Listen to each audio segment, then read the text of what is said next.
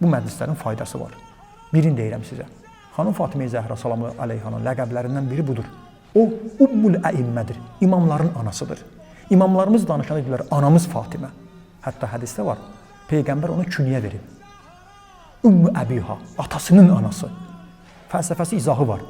Peyğəmbərin anası olan, imamlarımızın anası olan, Peyğəmbərin buyurduğuna görə hətta Peyğəmbər buyurur ki, qızım, sən möminlərin də anasısan. Belə bir xanımın mərasimini qeyd etmək, ona matəm saxlamaq, Peyğəmbərin, bütün imamların diqqətini özünə cəlb etməkdir. İmamlar onların anasının matəmini qeyd edənlərə bozluq almazlar. Bizim ata-anamıza başsağlığı verənlərə biz sevinirik, razı qalırıq.